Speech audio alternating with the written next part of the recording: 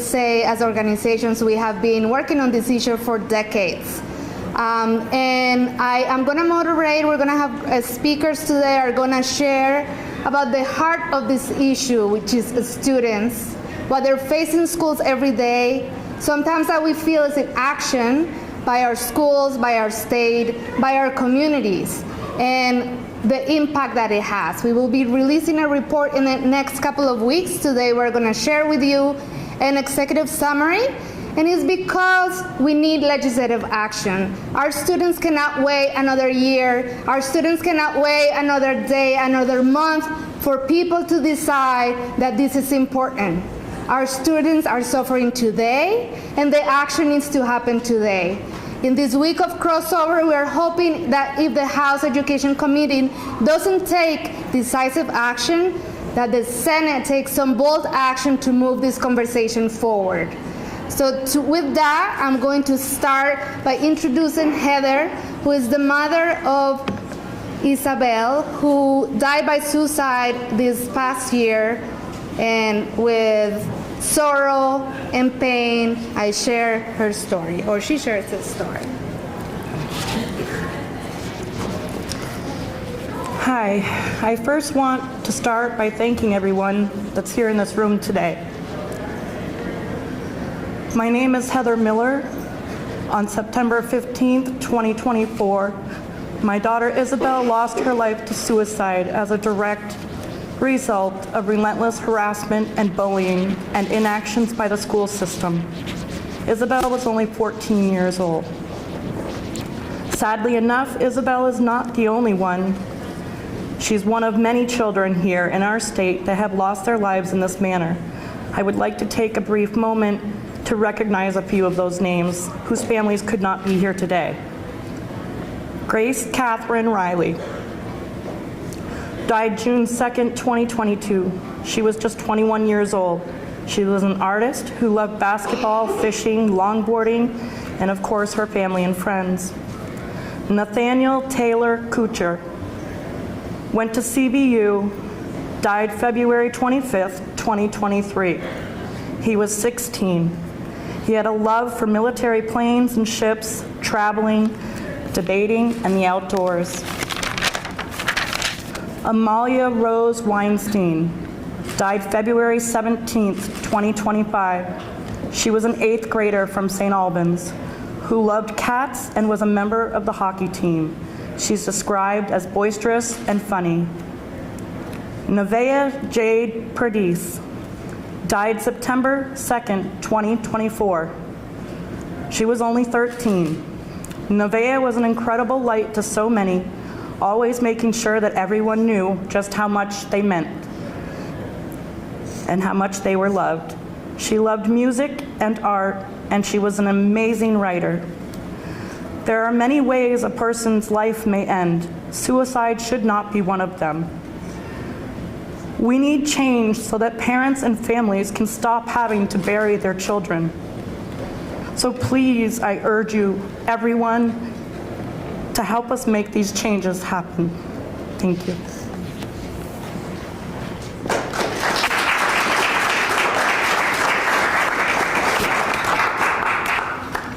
With that, I want to invite Big Hartman, the Executive Director of the Human Rights Commission, to share a little bit about the work and what we need to push forward.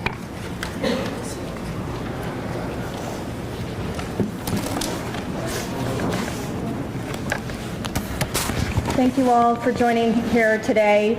My name is Big Hartman. I'm the Executive Director and General Counsel at the State of Vermont Human Rights Commission. The Commission's mission is to advance full civil and human rights in Vermont. We know that students have a legal right to an education that is free of harassment and bullying. Every day, our office receives new reports from families whose students and children are being impacted by our legislators and our agencies and our schools failing to protect children from harassment and bullying. The of this report created by this amazing coalition of community members, the key findings of this report are totally consistent with all of the stories we hear every day in our office and the cases that we investigate involving discrimination. We are seeing a spike in cases of discrimination and harassment in students in Vermont, especially our students of color, our students with disabilities, and our students who are queer. We really believe that a holistic effort to address these issues statewide is needed. We cannot leave the problem to individual school administrators to deal with these issues. It's going to take a statewide culture shift and a serious investment in energy and resources towards creating a safe and inclusive environment for all students in their schools. This needs to start with state-level leadership, supporting our administrators, supporting our educators, our parents, and the students and children who are attending Vermont schools. And I just want to say, while legislators are so busy tackling the challenging issue of education funding, I hope that they will not lose sight of the focus that is needed on protecting our students in schools. Thank you.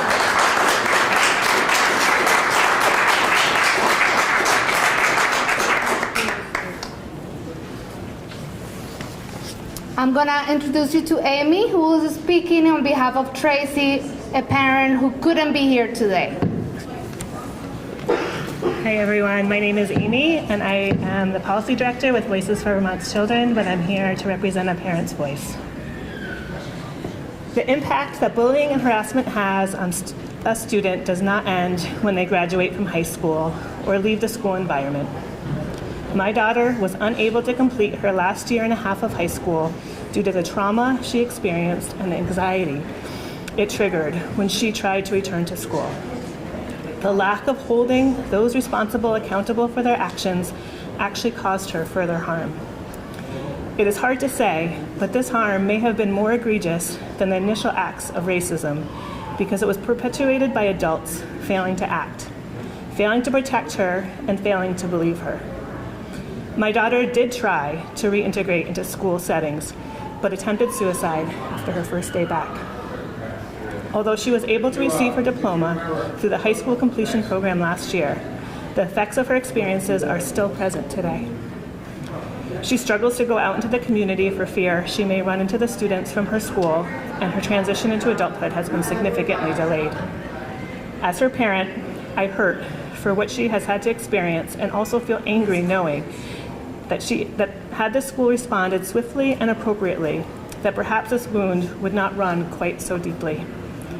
I strongly urge everyone to take a part in ensuring our children are safe in school, and that when they are not safe, appropriate action is taken to address the harassment or bullying in a way that serves and supports those harmed. Thank you.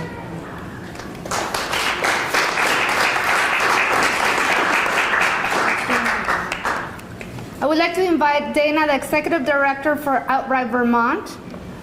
Thank you.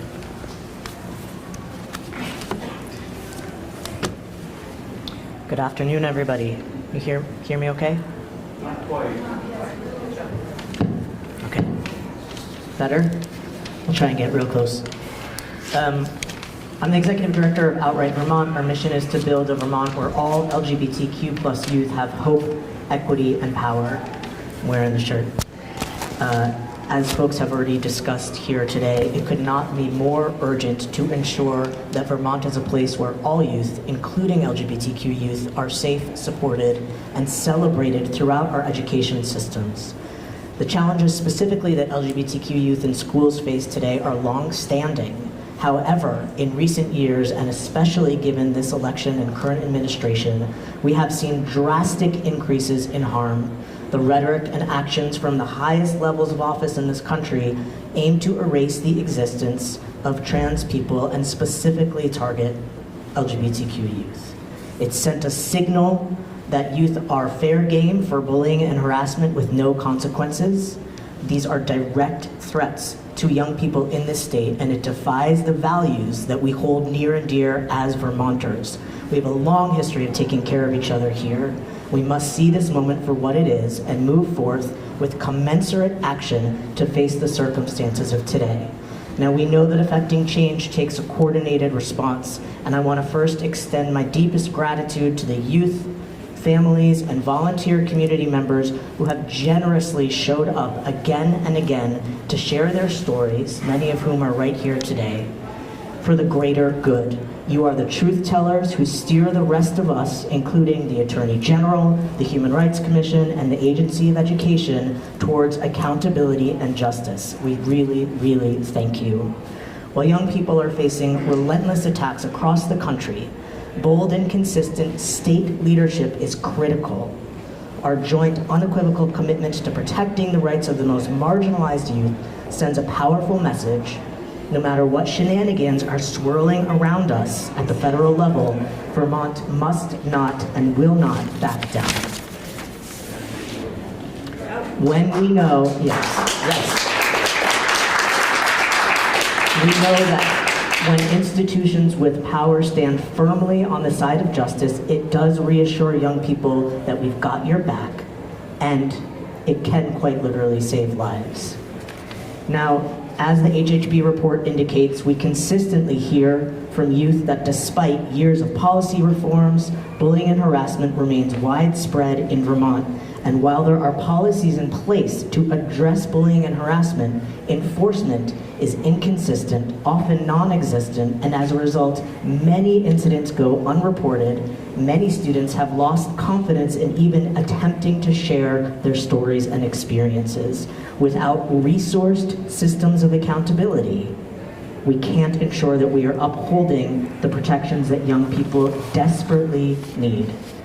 Outright Vermont exists because we know that when youth have safe spaces and adults who show up for them, they can thrive. So we are calling on everyone, policymakers, educators, families, and community members to step up because lives truly depend on it. When there is action and enforcement taken, death no longer becomes the outcome.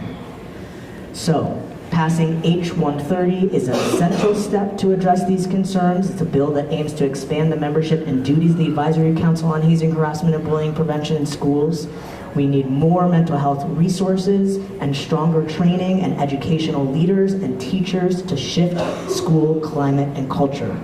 To Vermont's leaders that are standing beside us today, thank you in advance for making clear that our state will do whatever it takes to ensure that youth have boundless possibilities for joy and all people know liberation. And to the young people out there and right here navigating these systems, you are powerful. You know what you need to succeed, and we are here to follow your lead and make it so. We cannot back down. Thank you.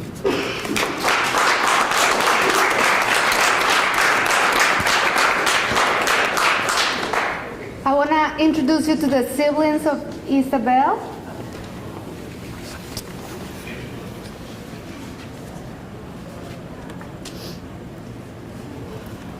Hello, my name is Mac Wiesner, and I'm Isabel's sister.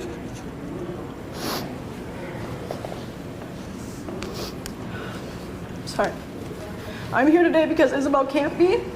I'm here today because my little sister is dead. Even though she did everything right. She watched our system consistently and reliably fail her and her family her entire life, and still naively believed that there was hope. She followed the rules. She ignored the torment the best she could. She was the bigger person. And she implored mental health and administrative professionals for help whenever she could. She followed your outdated rules, your unenforced protocols and policies. She checked the boxes you told her she had to. She did the work. And she believed in your broken system because she had to. Isabel was not stupid, and she knew she had no other choice but to follow your legally outlined path to failure. I'd love to tell you all about my baby sister's character, but I'm afraid it makes no difference here today. She was the best, and I know that. For those of you who will never get to meet Isabel, please let me share this with you quickly. While our beloved girl was experiencing housing displacement at a young age, she was also enrolling in her school's third grade student council program to advocate for LGBTQ+ students and voices. At just 8 years old, when she saw bullying in my own high school life, she intervened. She did the right thing and checked the boxes to contact trusted adults to save my life. While watching my transition to college, she turned her energy into a voice against bullying that occurred there also. She returned later to my college to raise money for families in Ukraine and helped brainstorming in my efforts to organize a walkout for sexual assault and bullying. She was regularly advocating for students to receive support while actively enduring bullying herself. So believe me when I tell you, she did the work. I guess I would just like to ask our representatives here today, where were you? What work were you doing while the Human Rights Commission's chairperson position sat unoccupied? Where were you? And what was your administration doing when they failed to meet for nearly 2 years with no change to legislation or policy? Where were you, who were you holding accountable while you were forcing our children to do the work for themselves? Where were you when my little sister was doing your job? When she was in the communities advocating against her very own cause of death, of suicide? I implore you to ask yourselves this: whose children have to die for you to care enough? Your own? Because I fear that watching your neighbor's children die hasn't affected you enough to enact meaningful change. What are you going to do to prevent families from suffering like mine, the way that my brothers and my mother behind me suffered? We need you to care. You need to care before your children need you to attend their funerals too. Thank you.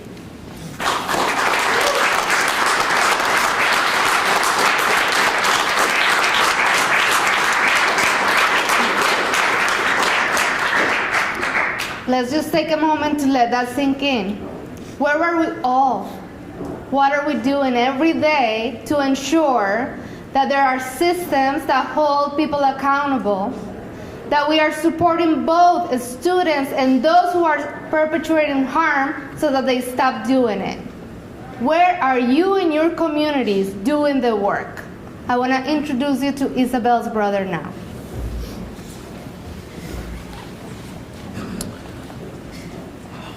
Isabel was 6 years younger than me, so I was going through high school and watched her go through middle school. And I went through a fair amount of bullying myself in middle school. I feel like most kids do. And I always said to myself when she'd come home having a real rough day, like, every kid goes through this, you know, she'll get through it. Like, it's not that big of a deal. It's not that big of a deal. And I think that's the mindset that a lot of us do have. That it happens to everybody, you know, it's commonplace. And I think we just need to take it a little more seriously and get ahead of the problem, you know, before more kids go through the same thing my little sister did. Thank you.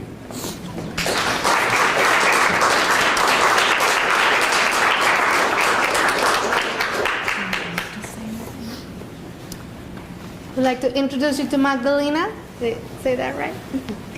Good afternoon. My name is Magdalena Short, and I'm a resident of Franklin County and a junior in high school. I am here today to share my support of the passing of Bill H-130.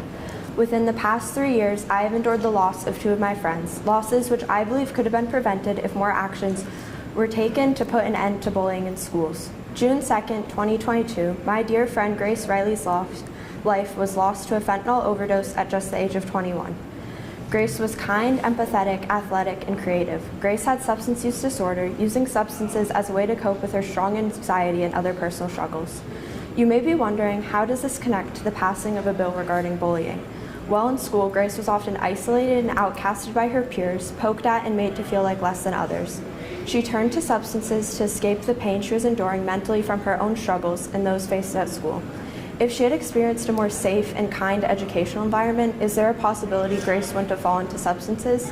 A possibility that Grace would still be here today. On September 15th of 2024, this past fall, my friend Isabel Dykema Vizina, a 14-year-old with the kindest soul, was lost to suicide as the direct result of the cruel bullying she endured in school. As seen in the report shared today, the education system failed Izzy and her family. Both of these young women and everyone who loved them were failed by our systems, leaving behind a multitude of grief, trauma, and hurt. All kids deserve a safe and supportive learning environment, and H130 being passed will help start the much-needed change our schools are obligated to provide the children of Vermont. I am urging you to pass this bill, not only for Izzy, but for all of the children who have been wronged by our systems. Their lives depend on us. Thank you. And I also have a statement from Isabel's best friend, Madison Prim, who's 17 and lives in Fairfax. And she said, bullying is a widespread issue that affects individuals of all age, from children in school to adults working in Vermont. In Vermont, bullying has been a growing issue that seems to be ignored by many individuals, especially young children have taken their own lives due to the relentless and emotional and physical torment inflicted by bullying. Suicide is a growing concern in Vermont and many other places. It is crucial to recognize the role that bullying plays in many people's lives.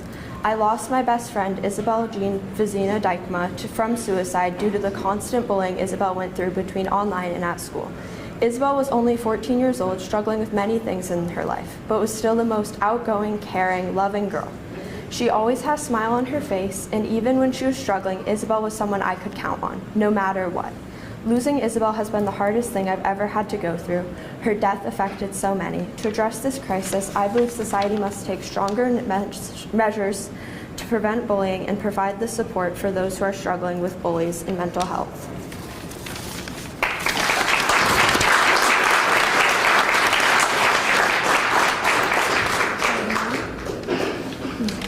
I would like to introduce you to Representative Lamont, Saudia Lamont, who also does a lot of work around this, and as a parent, has really made a difference in her school district.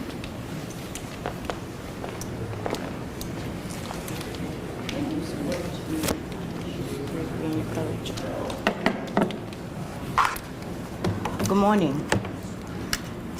Or good afternoon. You all just heard testimonies and stories of pain, of strength, of courage, of fear, of defeat, of hopelessness, of hope. We talk about bullying as if it's something that is not of us. The onus is on all of us to be the best humans we can be.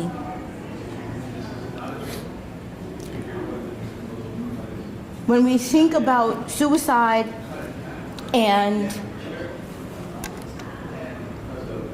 mental health, the current social climate that our youth are experiencing, this is an epidemic. One life is too many. You just heard the stories of many. What we lack in the conversation, in our systems, in our schools, in our legislature, is the severity of the pervasiveness of bullying and harassing that takes place. This is not one incident. This is not one-off. It is not about one person.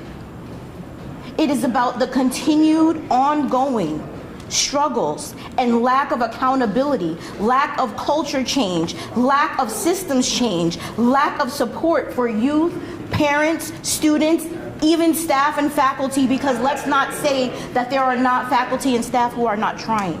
I would be remiss if I said that. So this is not to put the blame on anyone. This is not to say that anyone has failed any of their family members. I have lost my loved ones to suicide. I have struggled my entire life with suicidal ideations, still to this day as a grown adult. It is something that plagues us as we go on. But what we can do is we can be good humans. We can make good choices. And we can support each other. We can support our children, everyone. I want our future generations to feel safe, loved, valued, and validated.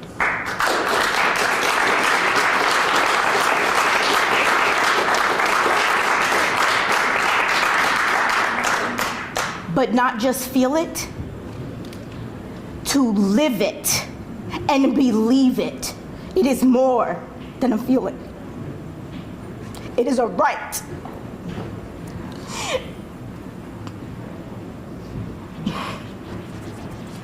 And it is up to all of us, because our children are watching. These are learned behaviors. We don't grow up like this. We're not born like this. We're taught to hate. So we lead with love. Lead by example. Be the people we want. Be the people we need. Be the people they needed so that we can have a better future.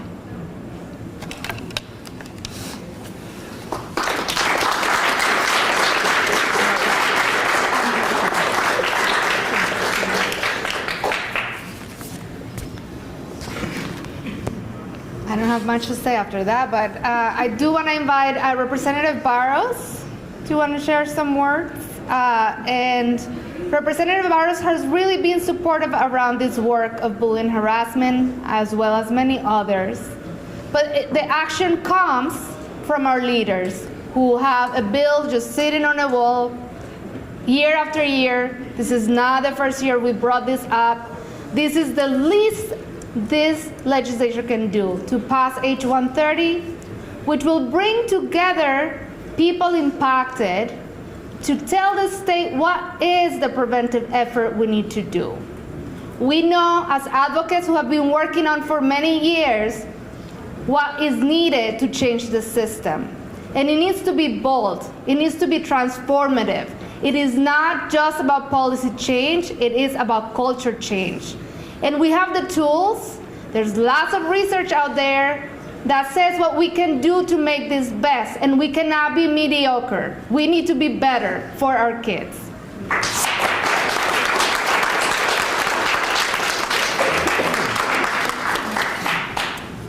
Hi, can you hear me? I'm Elizabeth Burrows. Oh, thank you. Sorry, I could have done that. I don't really have too much to add, except that this is my 5th year as a legislator. Every year since I've been here, I have been really surprised by lack of real movement on behalf of, on the part of the legislature. You'll see my name on several of the bills that get put forward every year, and I'm not saying that to toot my own horn. I am saying that because there are bills put forward, meaningful, strong bills, and a lot of weak ones put forward every single year in both bodies of this legislature, and they don't move anywhere. We fight for them, we beg for them, and my daughter's within my daughter's transgender community, we still experience, I think we're now up to 5 transgender students in the state of Vermont who have taken their own lives this school year. This is, we can say it as many places as we want to, in as many ways as we want to, but this is a desperate situation, and it's getting worse. And yet we don't seem to wonder or care about doing much about it, and it's a big black eye on our state. So we'd love to, what we're urging is to have some action taken here and to look right at this pain. And of course, as Representative Lamont said, to lead with love and acknowledge what's here. Thank you.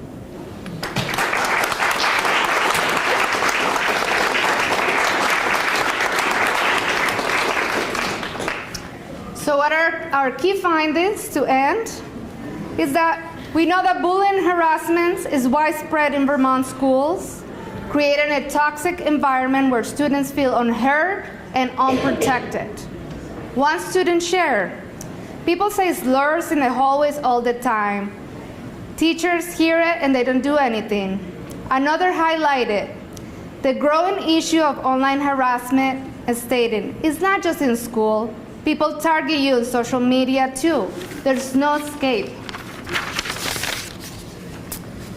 The mental health consequences of bullying and harassment are severe, often leaving lasting emotional scars on students. We heard about that today. I'm not going to go over more. The third one, schools fail to respond effectively, often dismissing reports of bullying and harassment, leaving students without support or recourse. One student shared, "I told my teacher about the student harassing me, and she said, just ignore it, so I stopped reporting." Too often, incidents are brushed aside as he said, she say, reinforcement a culture where students feel unheard and unprotected. Another one, restorative justice programs lack proper implementation, often failing to provide meaningful resolution for victims. Many schools lack the necessary training to conduct these processes effectively, leaving students without real support and accountability. One student's mother described how a supposed restorative justice meeting only reinforced the imbalance of power. Administrators spoke on behalf of the perpetrator, downplaying the harm done. The meeting lasted just 5 to 10 minutes, leaving my child feeling completely dismissed. Systemic barriers persist. Despite reports, lawsuits, and policy effort, Vermont schools continue to struggle to create truly safe environments for students. A Vermont superintendent in a report raised a critical concern about the current system, questioning whether it truly prevents harm. He says, "Does it actually prevent future occurrences, or are we just documenting incidents to show we follow the steps? We spend more time on compliance than prevention."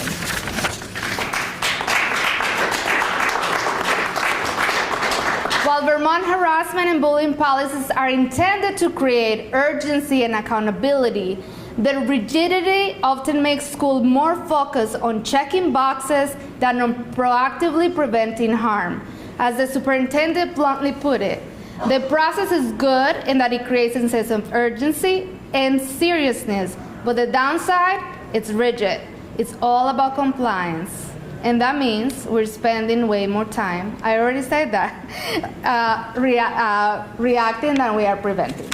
So our key recommendations: we need to expand the advisory council. That's the least we can do. There's a bill at the House Education Committee on the wall. You can go after this and tell them they need to move it forward.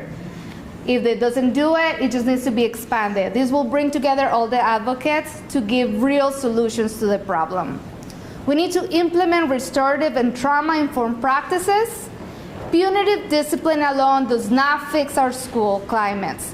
A school must shift to restorative approaches that hold students accountable, repair harm, and provide support for those causing harm to help them understand and change their behavior. We need to invest in mental health and student support. Bullying is a mental health crisis in schools, and it needs urgent investment in mental health professionals, peer support programs, and crisis intervention to protect vulnerable students. We need to strengthen educator training and school culture.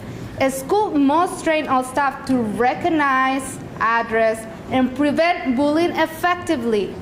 A culture shift that's with consistent, meaningful anti-bullying and anti-bias education. We need to engage our families, advocates, and communities. Real progress starts with those impacted. Vermont must center the voices of students, families, and advocates in creating solutions. Schools cannot do this alone. Prevention must be a community-wide effort. We also need to improve our data collection and transparency. Vermont must track and publish bullying data to ensure accountability and identify systemic issues. The data we're collecting right now is not enough.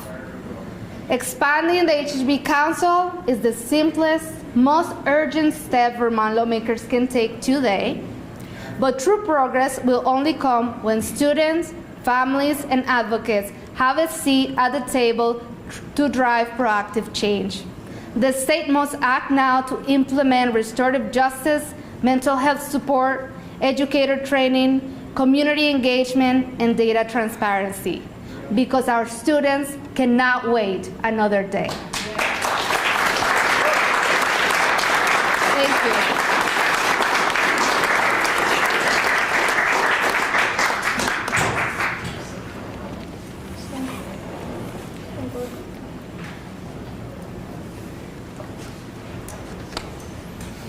I think we're done. Thank you.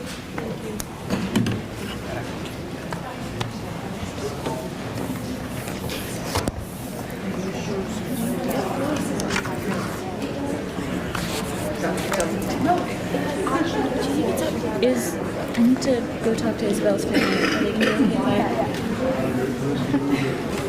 So we got together and Alyssa made a pie. We got you flowers to thank you for all of your service at HRC and in the coalition this work for Figure League. I don't even know what type of pie it is, but it's a pie for you. It's a pie that you eat. Hopefully.